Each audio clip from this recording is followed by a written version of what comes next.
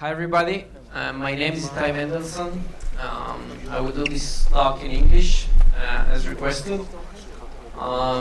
Till recently I was the VP R&D for CloudBand, a small team started 4.5 years ago in Alcatel-Lucent. We'll spend some words on it in a moment. So welcome everybody. It's a bit not very comfortable to be here, so I'm using the mic. I will move a bit to try and fit my eyes with the lights. So a few words on what is CloudBand, just to give you a small perspective on what we're doing and why. CloudBand is an incubation project that became an official business unit inside Alcatel-Lucent recently, with a quite interesting challenge in front of us. We decided we want to change the telco industry and to move the telco industry from a hardware world into a software one, with a lot of technical and business implications to do so. When we started, we were perceived as a bunch of crazy guys.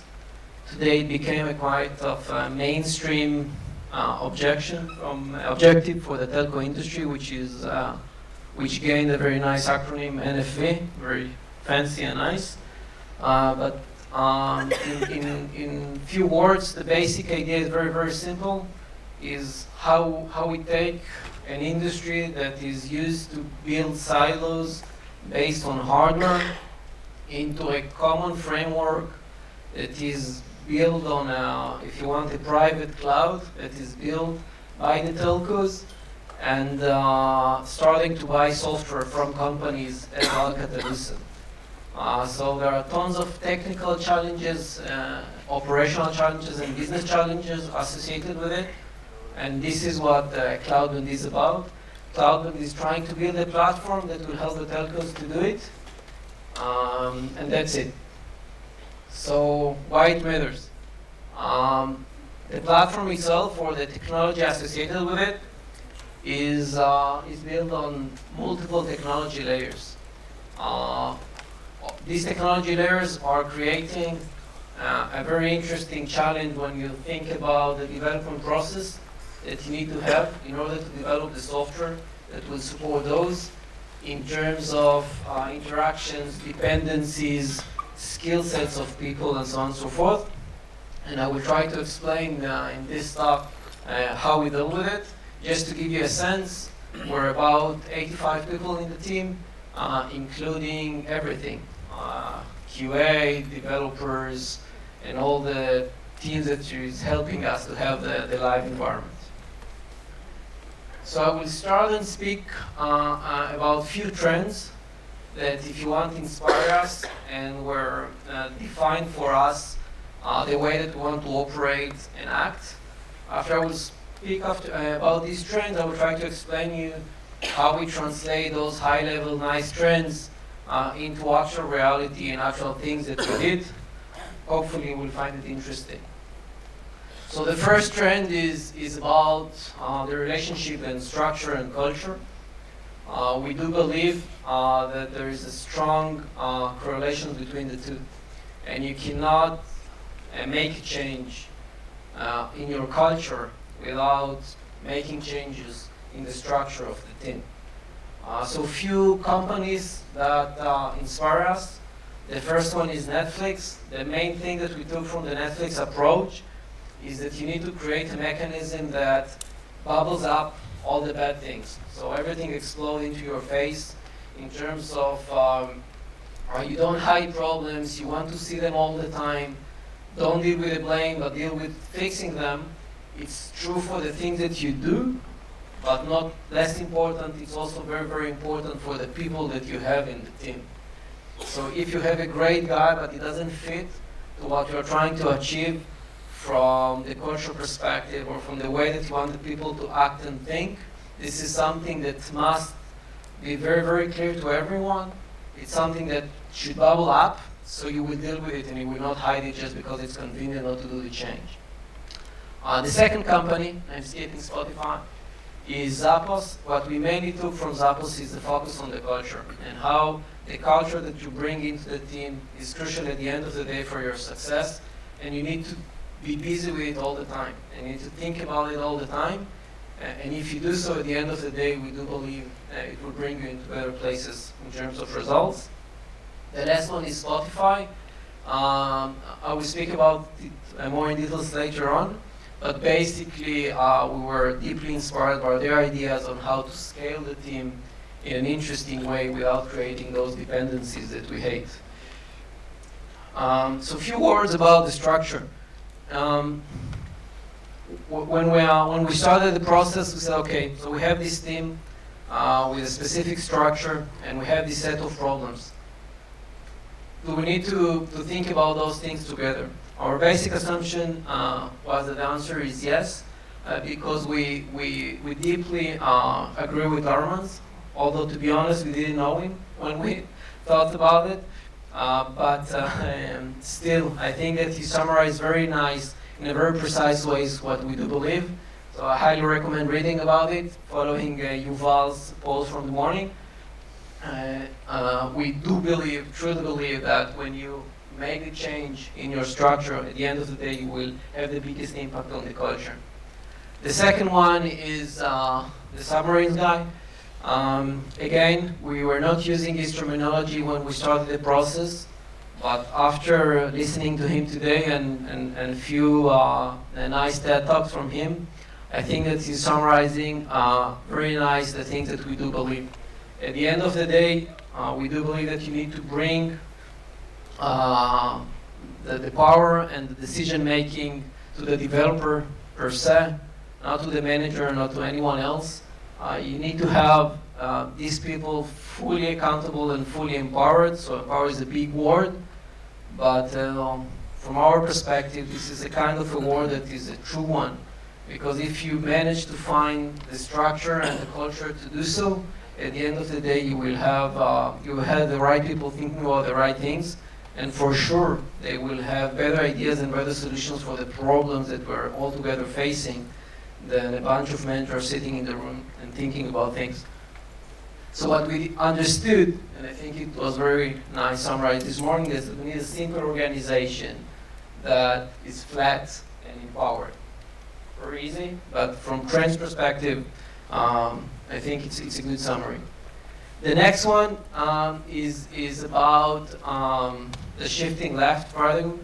We have a talk from Noy in room number 3 later on, I think, following this talk, where we will speak more about the things that we did.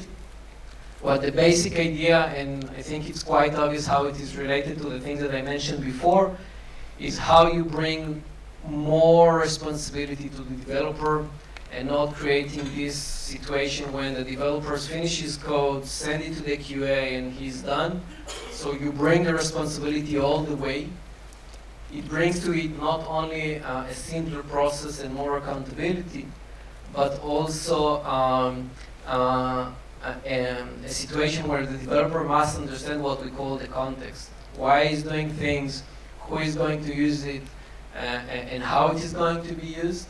And one of the tools that we use in order to do it is to have the developer itself testing this stuff.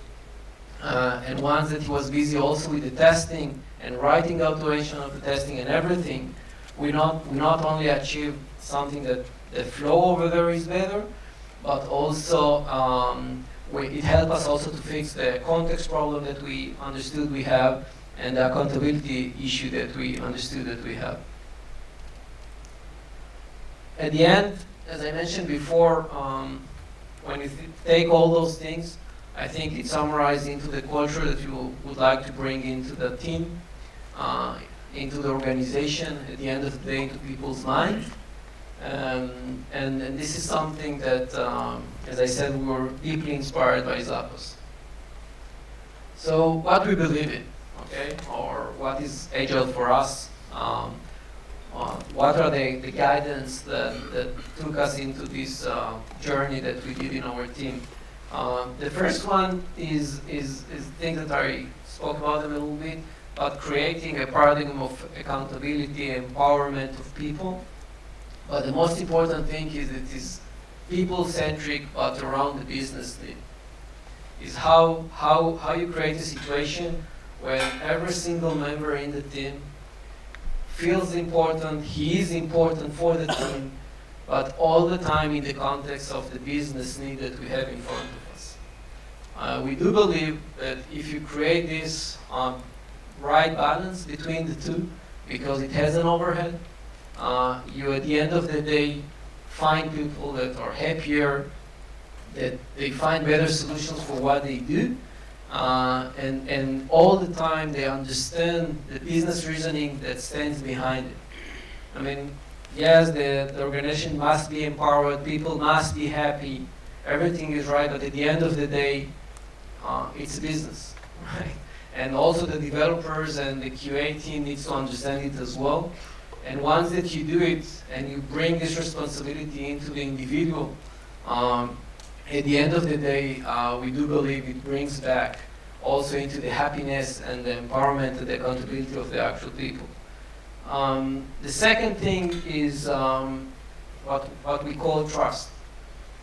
You can call it trust, you can call it friendship, but we do believe that if you create a situation where there is a high level of trust between people, and we had a very interesting flow or process that happened inside the management team, where you increase the trust, you deal with the trust issues, and as long as this process, you also create a friendship between the people, at the end of the day, you can deal with the right things and not all the time ignoring the elephant that's in the room.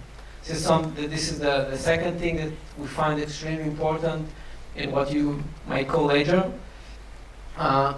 Then the next one is transparency. You can call it the next big thing, but transparency for everything. Transparency for where we are, transparency with the issues that we have with people, transparency for the problems that we're solving at the moment, transparency for everything. And we do believe that there is a high correlation between transparency and visualization. If you find the right visualization tools to express this transparency approach all over the place, it's something that we find extremely efficient. And the last thing is what we call hands-on management or togetherness, if you want, which is having all the time people and managers that are hands-on and making decisions based on knowledge and based on actual understanding and deep understanding and knowledge of the code. I was all the time speaking that I'm the only one, I'm ashamed of it, that I wasn't coding, but beside me the entire team was coding. This is not something I'm proud of, but this was the tax that we paid. But beside me, we were busy in trying to create an organization where everyone, my bad example, which is hands-on. So this is the theory, or the things that were driving our decisions or our approach, if you want. Now I would like to try and share with you a little bit on how we did it, how we translate these ideas into something real, something concrete. Yeah, we will not be happy, I will tell it, but for me at least it was a one-of-a-kind situation where you find someone like Yael that can help you to translate all these ideas into something real. So, thanks. So the first thing is let's focus on the goals. Okay, so what we wanted to do, we say, okay, we need to focus on two things, right? On the people and the processes. We need to understand what do we do with these two fundamental things, if you want, or two fundamental areas of interest. So at the end of the day, we will gain this business simple need, right, which is quality and velocity of the development process. So what we want to have with the people? We want people, first of all, happy. We want to have people that are making decisions and taking initiatives. And we want to have developers with context. Context is a key word. This is a word that for us represents the understanding of why you do things. And this is something that is an ongoing process that you must maintain all the time in order to bring the customers in, but not only the customers, also the bigger reason. Because of the space that we're working on, bringing the context is something relatively complex because the size of the problem is huge. The impacts of every single thing that we're doing is extremely high. And bringing this context into the organization, into the single developer is something that we believe we must be extremely focused on. The second one is the processes. We hate sync meetings. Okay? One of our main goals was how do we avoid sync meetings, right? Having a meeting of 3 teams, trying to sync dependencies between them is something that we must avoid. This is, as we saw it, pure waste. This is mainly a sign for something bad more than anything else. And we thought that if we can fix this one, it means that we fix a lot of things underneath. The second one is how to reduce the cycles between dev and QA. How many times you have this ping pong all over the place? We do believe that if you limit it and you go into a small number, is a very good thing. We want to have all the time less people in the room. This is a sign for, again, for the same high-level ideas. We didn't measure it, although we thought about measuring it, but we were all the time busy and trying to understand how we create a situation when we have less meetings and we have less people in each meeting. And the last thing is pure simple decision making. How we create a situation when people can just make decisions by themselves, from their perspective with no issue, obviously from our perspective with no issue. So what we did? We focused on 3 things. Okay? The first thing that we did is we made the organization flatter. Okay? We had 2 management levels, and we went all the way to 1.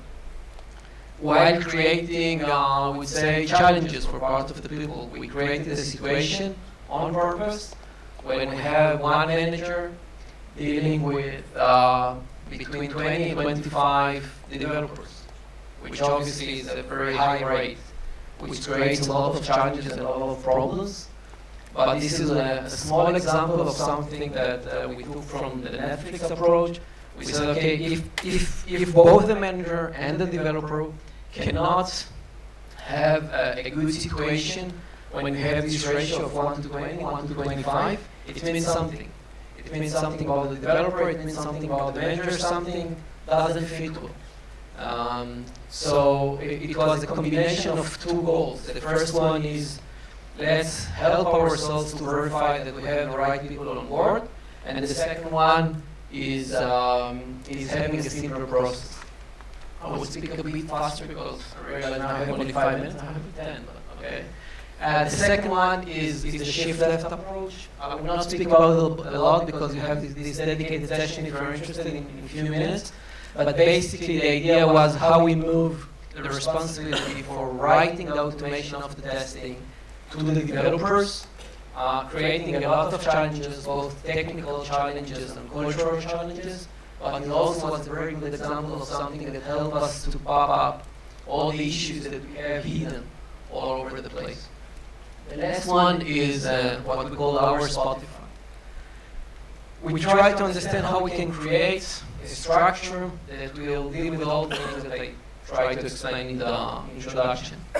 And we end up with something deeply inspired by Spotify. We are actually using their terms. So we create squads and chapters. The chapters are the ones that are based on the technology stack. So this is where you have the skill set alignment, if you want. And also what we did is that the chapter is also your management line of report, if you want. So the chapter is your constant thing, the thing that almost doesn't change. And this is a group of people that know exactly the same area as you do, the same areas of code, the same technology areas, but also this is your manager. Okay, so this is also the chapters. And then we have the squads. The squads are built, as in the Spotify model, of people from different chapters. We had in each squad a core team from the same chapter, which helped us to deal with problems like you have a bug from a previous version, which squad will deal with it. So the answer became easy when we understood that we have a core team from the same chapter in this squad. So the bugs flew based on this. Another thing that we did for the squad, and we had a huge debate, but at the end of the day, I think it was a very good call, is that the squad leader, or the scrum master if you want, was a rotation. And the main reason that we did it is because the last thing that we wanted is that after we flattened the organization, is to have now a squad leader that will become a team leader instead of the one that we said that we don't need, just because he is the squad master or the scrum master. It helped us more than we thought, because you know, as we say in Hebrew, the things that you see from here looks different from there. So people that were changing roles were actually doing a better job, regardless if now they became a squad leader or now just a coder in the squad, just because of this rotation. So we found it extremely benefit. 2 minutes? Okay. So everything very nice, but obviously a lot of challenges. Okay, it wasn't like smooth. It's still not smooth. But I picked 3 that were challenges, not easy things to deal with. The first one is attrition. So you can imagine that when we flatten the organization, there is impact on people, not only the managers, but also people that were depending on those managers. It wasn't an easy thing. It was a painful thing. That was part of this process. Obviously, it wasn't a surprise, but it's something that happened and must be realized. The second one, I will jump to this one, is what we call lost people. We had people in the team that because of the change in the paradigm, because of the change in the structure, were a bit lost. And they didn't find themselves, they were upset, they weren't happy. And this is something that you need to deal with when you do such a change. It wasn't easy, and it was something as part of the process. And what I think we did very nice was that we weren't afraid of those. When we saw them, we were dealing with them, but obviously it wasn't an easy and a good thing to say. And the last one is quality. So we're still not happy with what happened with the quality aspect. We do believe that the ideas are the right, but it takes more time than expected, at least from our perspective. So the quality is not lower than what we had, but it didn't improve as we expected. I'm going to share this slide with you. This is a slide I used to use a lot with my team when we started this process. I told them, listen, this is a large path, and you know, we're going step by step.